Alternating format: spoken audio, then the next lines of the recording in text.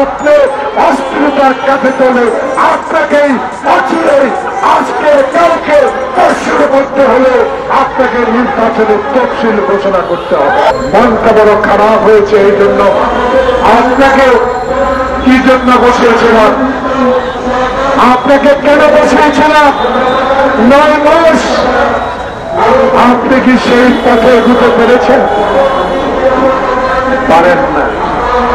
না পারার কারণ আমরা জানতে চাই, না পারার বিষয় আমরা জানতে চেয়েছি।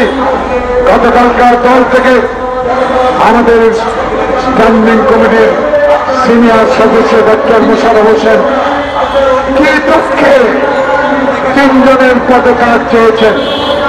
তার দুঃখটা এই, আমরা তো চাই না আপনাদের পদত্যাগ, আমরা তো আপনাদের বসেছিলাম। বাংলাদেশের মানুষ যে জন্য আন্দোলন করেছে একটি নির্বাচনের জন্য 9টি মাস অতিবাহিত হল, কেন এখনো নির্বাচনের মেয়াদ দেওয়া হচ্ছে না? তাই আজকে তাদের পরামর্শ শোনা পরামর্শে তাদের কাম কোথায় এখনো নির্বাচনের তফসিল ঘোষণা করা হয় নাই। তাই আমাদের দল বাধ্য বলেছে আপনাদের 3 জনের আগেই পদত্যাগ করতে হবে। খলিলুর রহমান সাহেব কোন রাজপথে মিছিলে ছিলেন? এই সালাম রহমত আপনারা কি দেখেছেন?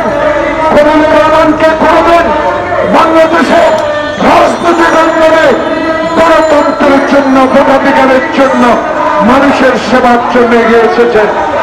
এমন কথাটি উনি বলেন যেই কথাটি বাংলাদেশের মানুষ গ্রহণ করে না। আপনি তারেক রহমানের সাথে তুলনা করে না। আপনি যেই কাজটি করেছেন বলছেন অন্যায় কমিত কাজ। তারেক রহমান স্বাধীনতার ঘোষকের সন্তান, তারেক রহমান সেক্টর কমান্ডারের সন্তান, তারেক রহমান বাংলাদেশের সাবেক সেনা প্রধানের সন্তান, তারেক রহমান বাংলাদেশের বহুদলীয় গণতন্ত্রের প্রবক্তার সন্তান, তারেক রহমান আপসের নেত্রী খালেদা জিয়ার সন্তান। তার সাথে তুলনা করে আমাদেরকে মনে কষ্ট দিয়েছেন। আপনার অহংকার আপনার কাছে থাকুক।